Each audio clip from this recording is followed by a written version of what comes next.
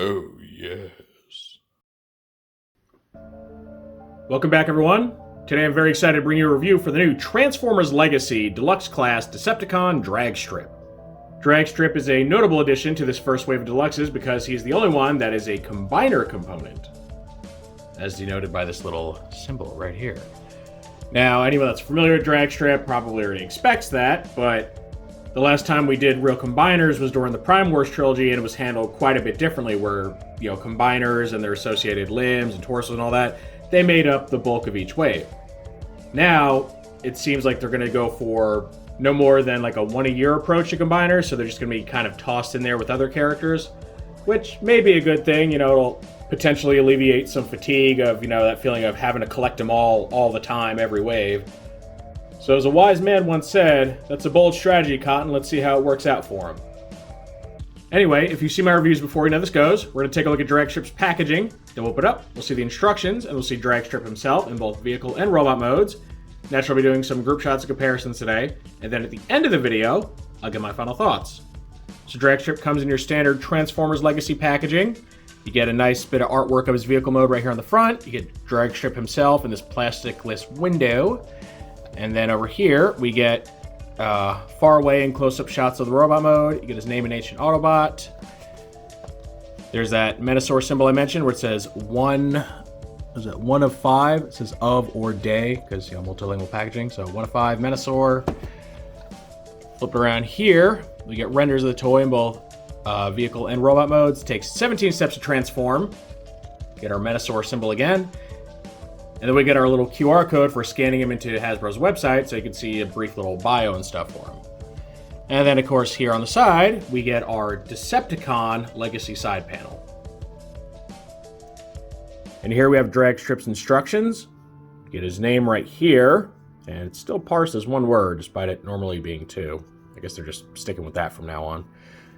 You get the render of the toy here, the logos. Opens up. This first area just shows you how to have him wield his 2 blasters in his hands, or combine them into one, or store them on the backs of his legs. So he actually has somewhere to put them, which is nice. And then we just get straight to the transformation from robot to vehicle, as well as weapon storage on the vehicle. Now, one thing the instructions don't cover is his combiner functionality. Albeit it's very simple, but I'm sure that'll actually be in Motormaster's instructions when it comes time to actually put the whole combiner together. Okay, and now we get Dragstrip's vehicle mode. And there are some things I like about it and some things I don't like about it. What I do like about it is that for the first time since, I believe, his original toy, he's actually a 6-wheeled racer again. Normally, this guy ends up just being a retool or pre-tool of Mirage, so he only ends up having 4 wheels. Also, the vehicle body is much closer in shape to the original, which is always nice. And overall the details just line up pretty well. He's got the stripes running down the vertical section here. He's got the engine block in the back. Pretty cool overall. Now, there's some things I don't like about it, and it mostly just comes down to engineering and construction. For one, pegs through all the wheels. All 6 of them. Cool, guys. Thanks. The weapons look nice. Let's go ahead and move them out of the way so I can look at more of this.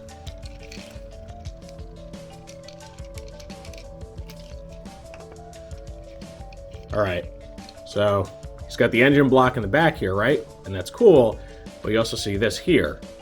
So what ends up happening is that when he transforms, this splits apart and hides away, and he gets a fake engine block in his chest. So, again, with the fake parts. We're going for fake parts again here on a simple figure. And the obsession with this is killing me lately. It's almost becoming the rule rather than the exception, which, please stop. Just, please. All right. And then the other thing we get here is this. This is the seat of the vehicle right here. And it's got some details molded into it to make it look like a seat, right? It's got like the ridges on the backrest. In actuality, it's just Dragstrip's head. It's the back of his head. And then you got to start to question, what kind of seat is this where, like, there's just a cap in the front of it here? How do you sit in that? Like, if they had engineered this in a way to where this folds down or folds away, It could have just folded like right over this and would help cover up the fake engine block there. But it doesn't. How is that practical in any way? Where do your legs go? It doesn't make any sense. So this seems less like, you know, a good idea and more like just they had to find somewhere to stick his head. So they're like, hey, let's just make the back of his head hollow and we'll call it a seat. So, yeah, this right here is an absolute eyesore to me. It's just visible head syndrome at its worst. And then it's like a half-hearted attempt to cover it up, but just makes it make even less sense because, like, that's clearly not a usable seat at all. So, yeah, I do have some issues with this. But again, the overall presentation's not bad. The original toy actually had like a domed cockpit. He doesn't have that, which maybe he should have, because then you could have just covered all of this up and none of this would have been an issue. Problem solved. A black dome that you could like fold away or something, but nope. We'll just have his head and a fake engine block hanging out. So, we talked about his combiner functionality. I'm going to go ahead and show that off here because this is how you access it. So right here on the underside, you see this little tab thing. And you need something to put in there. I'm going to use a modeling kit file, personally. You just push it in and pull them apart. That's it. His whole combiner functionality is that his vehicle mode splits in half. This is what we have to look forward to for Menasor, folks. Basically, he's going to plug onto a part of Motormaster's trailer that forms an arm, and I'm guessing doing so is going to push this in, which will cause, you know, this all to separate, and then, you know, he'll just form the exterior of the arm like this. That's it. This is combiners now, folks. This is what we get. I hope the people that are obsessed with cartoon accuracy are happy because you're getting exactly what you asked for there. Here we get a group shot with Combiner Wars Dragstrip, the last release of this character, and the last one to be a fully functional combiner limb. And yes, I'm going to throw shade at this thing the entire way through this year, so just buckle up for that. I hate the entire concept behind this Menasor. But you can see they're quite different looking, and the biggest reason for that is because this Dragstrip was made with an eventual Combiner Wars Mirage in mind. And that's just kind of been the MO for a while, right? The Dragstrip before that was a recolor of Classics Mirage.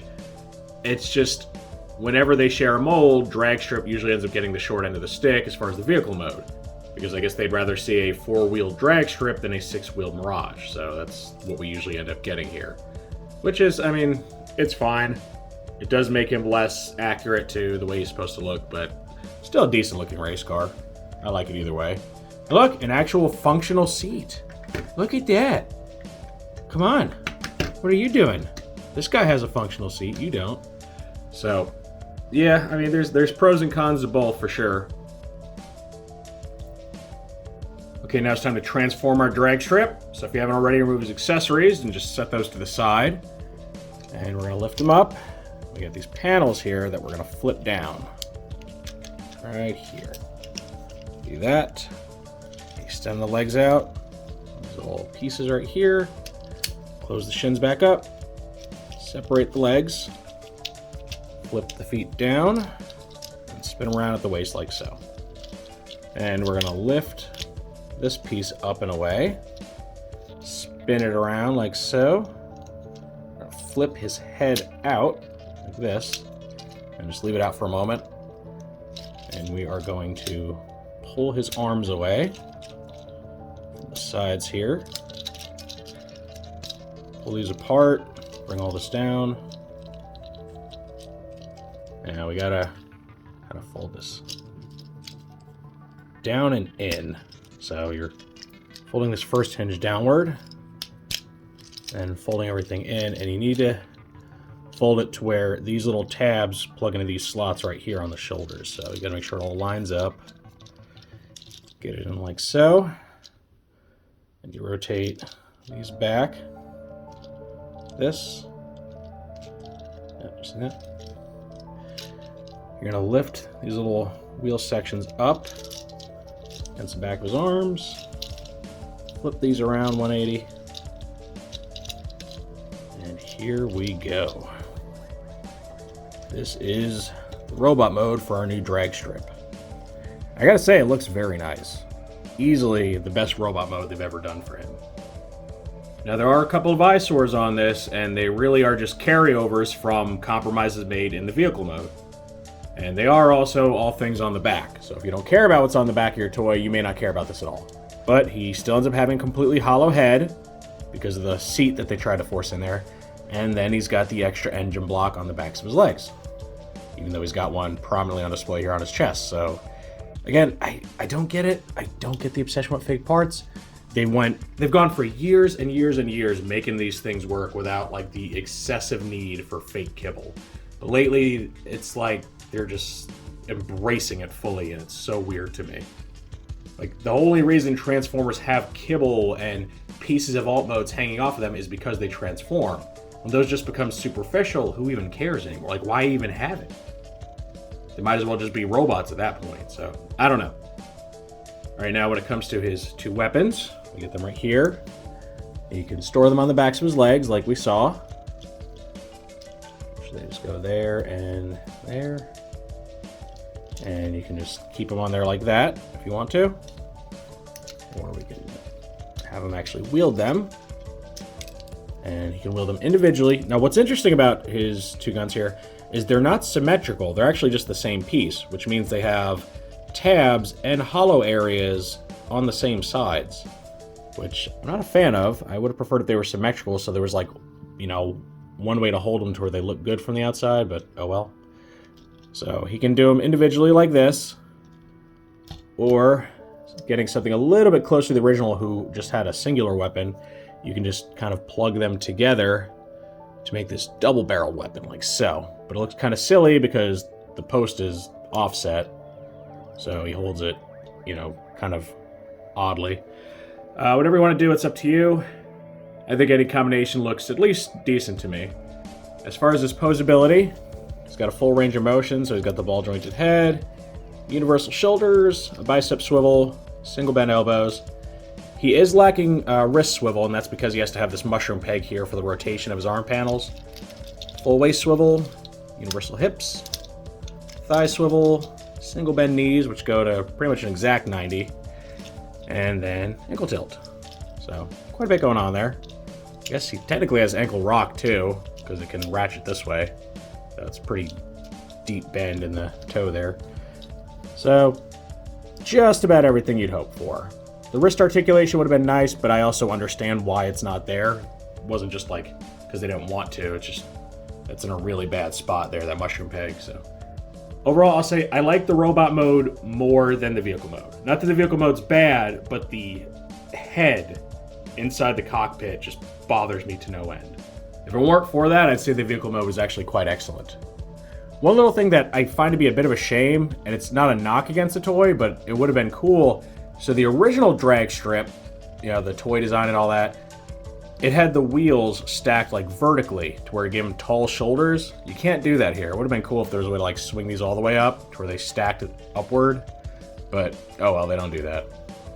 A lot of people also don't like this little like mantle on his shoulders because it wasn't present on the cartoon model. And that's true, it wasn't, but I mean the cartoon model, you know, those things were never made to look like they can actually transform anyway.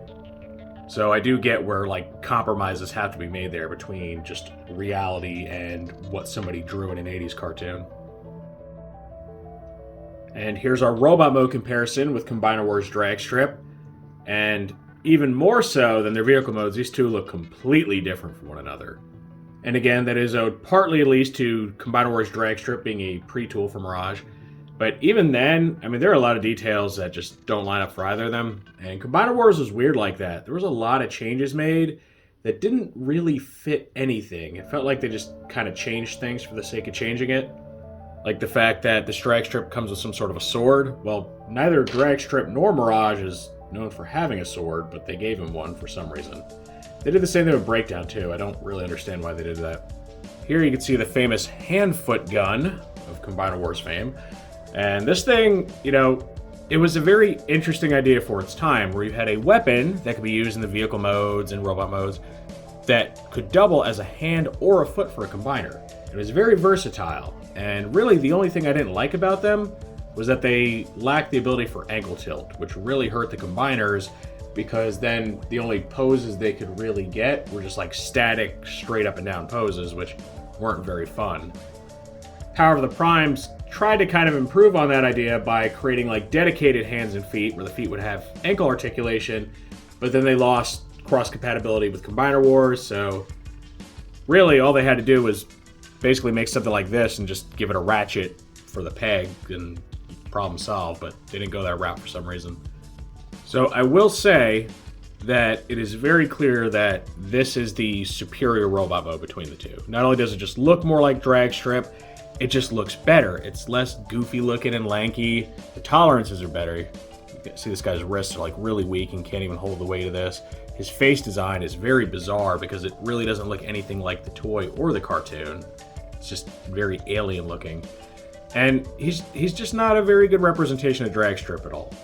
So as far as an individual Transformer, this new one blows the old one out of the water, like clearly it does. And I will be the first person to admit that. It is a far better looking toy than the Combiner Wars Dragstrip. But then again, the Combiner Wars Dragstrip was also, in my opinion, one of the weakest Limbot molds that was made for Combiner Wars. It's right up there with like Breakdown and his weird floppy hips. So if you are looking for just a good Dragstrip toy, this guy is easily the best we've ever gotten. If you, however, want something that is an actual combiner, you're going to have to settle for this one, or the Legends recolor, because whatever they're doing here, that's not a combiner. I'm sorry. I know some people are going to be like, well, they say it's a combiner, so it's a combiner. I'm like, yeah, I mean, you can say whatever you want. You're not going to change my mind on this one. Having a self-contained super robot where you just slap cars on the outside of it is not a combiner. I don't care what you say.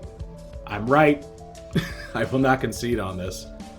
And this whole Legacy Menasor thing is the worst case of slavish cartoon accuracy I've ever seen, where they took like basically an animation error or just lazy animation, one of the two. I'm not sure if they just didn't feel like animating an actual combiner, and they're like, this is the way forward, folks. Scrap all that cross compatibility, forget the whole Scramble City system. Nah, slap cars on a trailer. This is the way forward. We're gonna call this a combiner.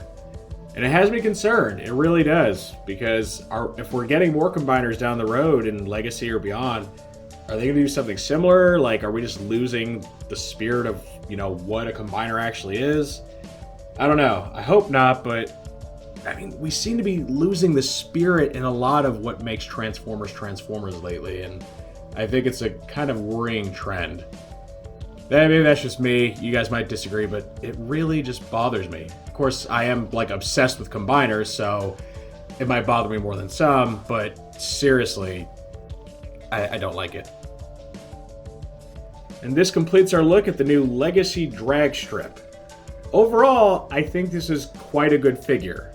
My hang-ups about it, as far as the fake parts and the vehicle and robot modes, and the weird head seat bucket thing, I recognize they're not going to bother everybody. Some people couldn't care less about the fake parts. A lot of people really don't care about the seat that doesn't make a whole lot of sense without legroom. And if it doesn't, I think you'll find this guy pretty much perfect. He's a very, very good-looking figure, especially in the robot mode. I think the robot mode's really stellar looking, has great posability, great tolerances, all that. Best head sculpt I've seen on a Dragstrip in a while. Personally, I am a fan of his G1 toy head sculpt, but I know that's not the direction they're going these days, so I just have to live with that fact.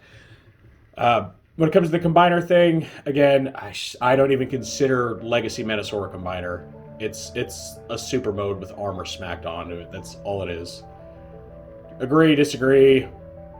If you like it and you don't care, I'm happy for you. I really am. If you're getting exactly what you want in a, Sunbow accurate Menasor, and that's all you've ever wanted, I'm very happy for you. But it's really not for me. And it just makes me sad because, a lot of people justify it because like, oh, well, Combiner Wars Menasor was so bad. And it was. But it wasn't bad because it was Combiner Wars. It was just bad. It was actually mostly bad because of Motormaster and the strange decision to just make him just a truck cab and nothing else, which made the combiner itself look really bizarre and goofy. there were things that could have been done to make it better and still stay within the Combiner Wars system. And even that could be improved upon, right? I mean, Combiner Wars' biggest weakness was, one, the lack of ankle articulation, which did get addressed in later releases, especially like the Selects Combiners, your Abominus, Volcanicus, all that. And then the tolerances of the ratchets, too, were, they needed to be fixed and made sturdier and better. But the system itself was fine, just a little ahead of its time there. So, yeah, if you're looking forward to building Menasor, you're definitely going to pick this guy up. I mean, I'm going to buy them all. You know I am. As much as I complain about the whole thing, I'm going to buy it. I'm sure it'll look really, really cool. It'll be a great display piece.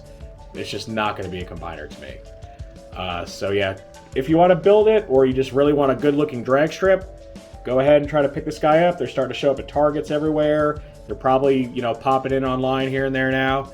And I think you'll enjoy him for what he is. He is a very nice little figure. Of course, that is just how I feel about Dragstrip, good and bad. Now I want to know what you think of this toy. Do you agree with me as far as what I like about the toy and what I don't like about it? Or do you disagree? Do you think maybe he's not a good-looking toy? Or do you think you really love the combiner mode that they're doing and how they're going about it? Any and all feedback's always welcome in the comments section. If you enjoyed this review, make sure to toss it a like. Let YouTube know you want to see more stuff like this.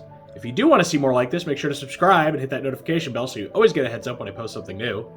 I thank you for joining me for this look at the brand new Transformers Legacy Decepticon Dragstrip.